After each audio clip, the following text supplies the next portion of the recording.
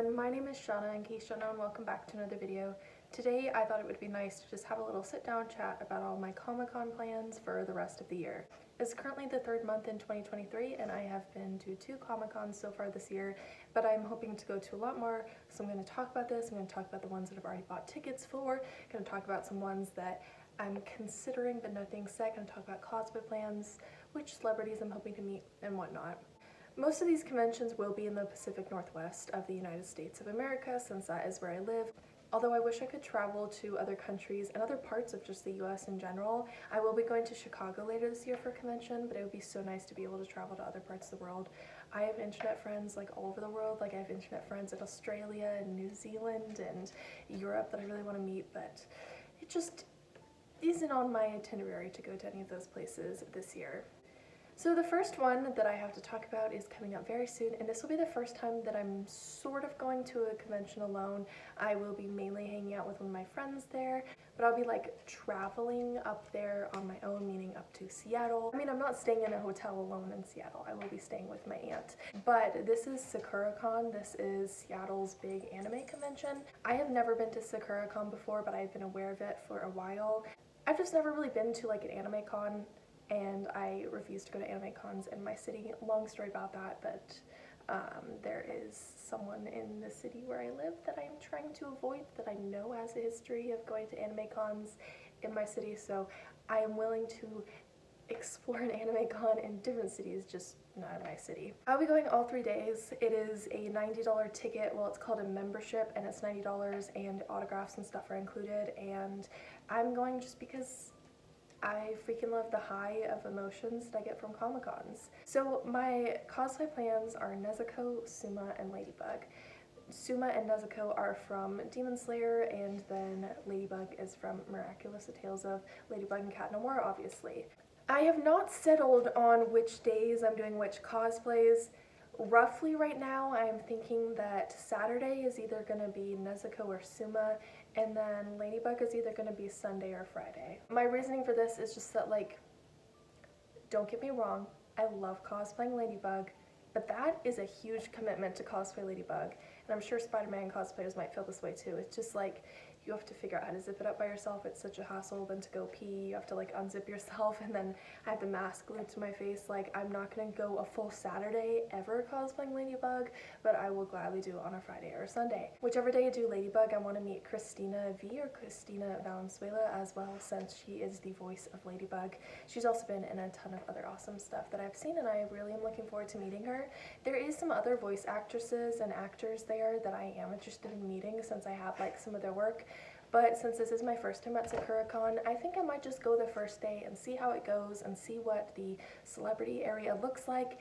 And if the celebrity area seems to go really smoothly, then I will consider meeting more of them. And all autographs and selfies are included with the ticket badge, which is very appealing to me. SakuraCon is taking place on Friday, April 7th to Sunday, April 9th, so it is coming up very soon. As of recording this video, it is less than a month until SakuraCon, and it will probably be like 2 weeks or so from SakuraCon, maybe 3 weeks by the time I finally get this video uploaded and edited. I have heard that SakuraCon is going to be the first convention to use both the new Seattle Convention Center and the old Seattle Convention Center, and I am so freaking excited for that. I love both of those convention centers, and I'm really curious to see how do they connect to each other and how a Comic-Con can utilize that space really well. I went to Emerald City Comic-Con this month earlier in March in the new convention center, and okay, I like to have everything in one building, and I really think that it is a beautiful building, but also there were so many people that I could barely move around, so I'm hoping that SakuraCon will be like more spread out so I can fully take in and appreciate the new convention center. And then the one I'll be going to next is Lilac City Comic Con, which is June 10th through 11th. I have already bought my tickets for Lilac City Comic Con, and I'm really looking forward to it. Lilac City Comic Con takes place in Spokane, Washington, and I have an uncle who watches my YouTube videos, so hi. And my uncle lives near Spokane, Washington, and he's always wanted to go to a Comic-Con, so I thought since there's a Comic-Con in Spokane, I'll go with him. I'm going to be cosplaying Eleven from Stranger Things on both days, and my uncle will be cosplaying Hopper from Stranger Things. We're going for their season 3 looks, so I will for sure be doing my 11 romper version, which I haven't worn to a con before, so I'm very excited about that. And then I am considering doing 11 in her battle outfit as well, like the yellow outfit with the black pants. And then Ross Marquand is going to be there, and I am looking forward to hopefully seeing him again, and I want to get either an autograph, a photo op, or both from him. I met Ross at Rose City Comic Con in September 2022, and Ross is just such a great guy, and I really loved his character development in The Walking Dead, so I'm very much looking forward to seeing him again. And then there's one that I'm considering going to that I've been to in the past, and whether or not I go to this particular convention depends entirely on how the staff respond to me when I ask them a question. Washington State Summer Con is in Puyallup, Washington every year, and this year it is on June 23rd through the 25th. The reason why I'm not 100% sure if I'll be going or not is because they epically failed at disability accommodations last year, to the point where I don't think I'm going to do it, but I could open a complaint with the Washington State government. Basically, they refused to accommodate me because they claimed that too many people fake their disabilities, and I had a staff member tell me that explicitly. So I really had to advocate for myself to get a chair, and then they had me sit down and then stand up and scoot my chair, sit, scoot, and the constant sitting and standing made it so that I nearly passed out. Just the way that they treat people with disabilities isn't okay. And like, I asked them ahead of time, like, hey, what's your disability accommodations look like? Because since I am disabled, I have to be aware of that when I go to conventions, especially ones where I'm getting photo ops and there's a long line. And they told me they could accommodate me. And the thing is, if they had just flat out told me, oh, we can't accommodate you, that'd be one thing. But instead they told me they could accommodate me, then they refused to accommodate me when I got there. And then they told me I was faking my disability. Like, that's not okay. So I'm going to ask them if they changed their disability accommodation procedures, and if not, I will not be going. But they have a ton of good guests. They always have a ton of good guests, but like, they just gotta get their management and disability accommodations better. But yeah, I'm going to get in touch with the Comic-Con, although the person who runs the social media sometimes isn't always the nicest with their posts, but like, I'm going to get in touch with them and see what they have to say, and if they don't have a good response, I'm never going to Washington State Summer Con again, at least until it gets new ownership. But hopefully they respond well. I want to give them the benefit of the doubt and hope that like maybe they just didn't understand last year and that they'll change their policies for next year, but I don't know.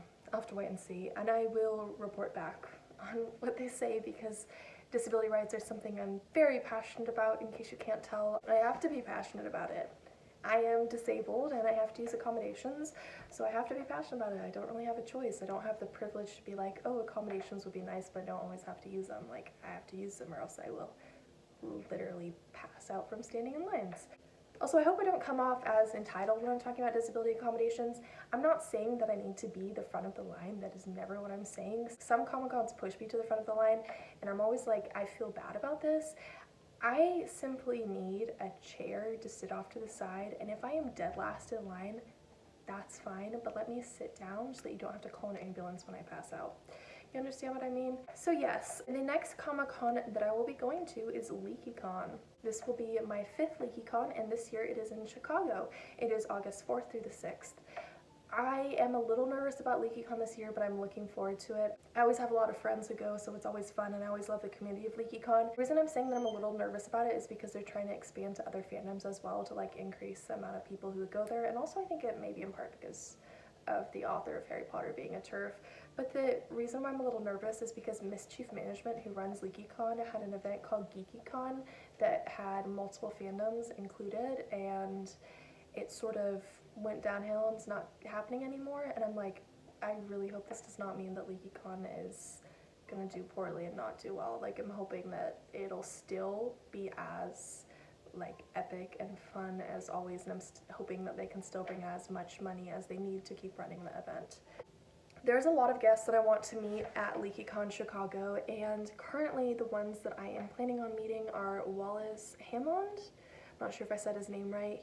He played in Order and Fantastic Beasts, and he is just an all-around funny guy, and he does Order of the Improv with James Payton. They better have a freaking Order of the Improv panel at LeakyCon, or else I'm going to be upset, because I really want to see Order of the Improv. It's just a little improv show that James Payton and Wallace does. James Payton, I want to get his autograph on my photo op that I have with him from the past. I want to meet Rohan Gotobed.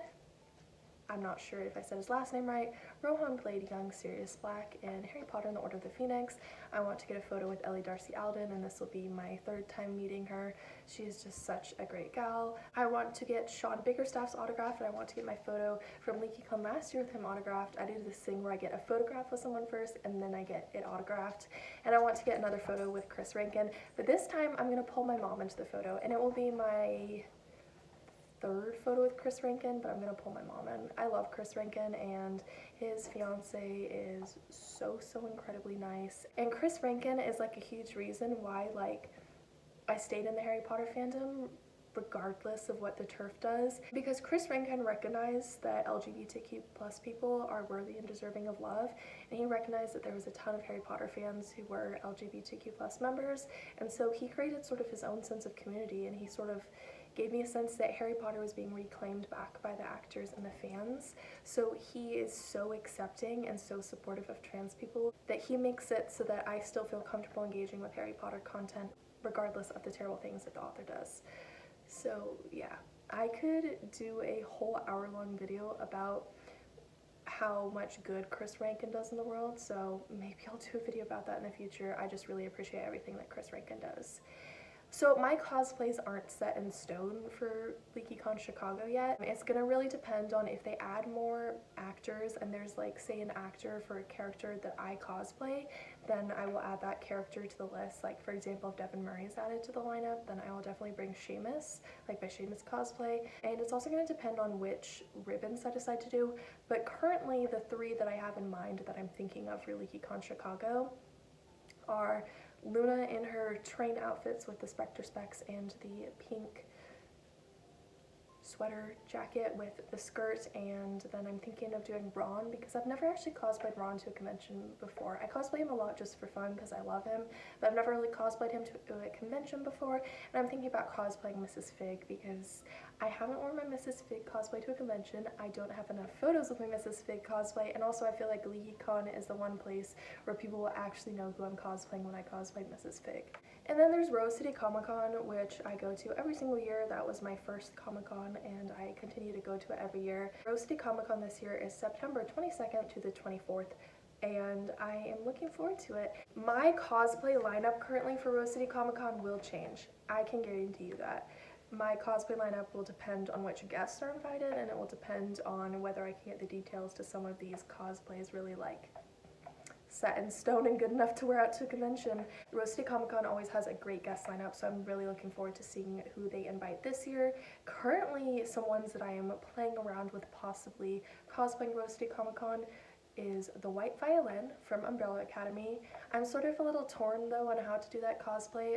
So basically at the start of the pandemic, I thrifted an entire White Violin cosplay, and I was supposed to wear it to Emerald City Comic Con, where there was Umbrella Academy actors who were going to be there, and then Emerald City Comic Con got canceled because it was literally right at the start of lockdown. So I have all that, and then Elliot Page transitioned, which I think is a wonderful thing that Elliot can be himself now and feel confident in who he is and be happy with his body.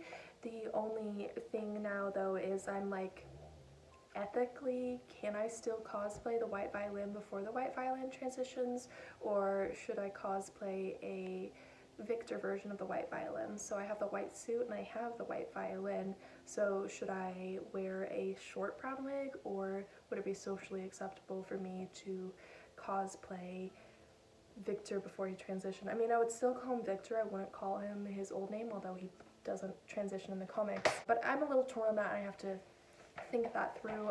Most people I've talked to about it says that it's okay to cosplay Victor with longer hair since it's a fictional character and since Victor never transitioned in the comics, but I'm gonna ask some more people and get some more opinions, and you can leave your opinion down in the comment section below too. I would really appreciate that. It's just hard because it's like I wouldn't cosplay Elliot before he transitioned if I were to cosplay Elliot with the White Violin as a fictional character. Do you know what I mean? What's that noise? I just extra weird noise. Some other characters I'm considering is Clary Frey / Fairchild / Morgenstern. Clary is obviously from the Mortal Instruments, but the specific version that I'm doing is based off of one of her outfits in the Shadowhunter series. And Clary, like, I haven't done her to a con yet, and I really want to. And the reason I haven't cosplayed Clary, like, to do TikTok videos and a photo shoot and stuff is just because I don't want to waste my temporary tattoos. And so I'm waiting for a con to do her, and maybe that will be Rose City Comic Con. And then I also have Lloyd Forger from Spy X Family, which I've been working on styling as wig, so I would like to cosplay him at some point soon, and so I'm hoping that maybe Rose City Comic Con is where I can finally, like, push myself to finish his wig and cosplay him. And then the final one that I'm, like, not sure if I'll go to or not, and the reason why I'm not sure if I'll go to it or not is because I'm not sure it'll even be held again, and that is CoovCon. I have trust issues because I went to a Comic-Con once when it was its first year, and then it never really had an event with the same amount of, like, fun stuff to do. Like, it never fully got back up to its first epic year of a Comic-Con, and I'm worried that CoovCon will do that, but I'm just gonna have to wait and see. But if I do go to CoovCon, I will do one of my cosplays. I'm thinking right now Luna in her school outfit, but it will depend on what guests they invite. But even if they don't invite any guests that I want to see, Vancouver, Washington is like, I don't even know, it's like an hour and a half from where I live, so even if they don't invite any guests that I want to see, I love the Vancouver Mall, and so I just go to, like, run around and cosplay with everyone. There's also one more convention that I was reading about last night that I was considering, so I'm gonna pull that up on my laptop right now. I probably will go if they get good guests, but currently they don't really have that many guests I want to meet. So this is Mid-Valley Comic Art Expo. So this is a sort of Comic-Con that takes place in Salem. It is at the Oregon State Fairgrounds, and I have, wait, how do I describe this? My sister-in-law's family live in Salem, and so it might be fun to go down there and to go to a convention in the Salem area. Salem used to have this convention called Cherry City Comic Con, and I've been waiting for it to come back, but it seemed like it just disappeared and isn't happening more after the pandemic. But yeah, that might be an option for me to go to Mid-Valley Comic Art Expo as well. Admission cost is also only $25 for the whole weekend right now, so pretty cheap. Yeah, those are my Comic-Con plans for the rest of the year. I hope that you found this video enjoyable. If you did, feel free to give it a thumbs up and subscribe to me if you haven't already. If anything changes in my cosplay lineup or which conventions I'm going to, I will definitely keep everyone updated over on my Instagram, since that is where I mainly post about Comic-Cons. I just wanted to have a little, like, sit-down chat about all things Comic-Con for the year. I hope all of you are having a great start to year 2023. I hope all of you get to go to at least one awesome convention this year. And yeah, I will see all of you in my next video. Until next time, goodbye!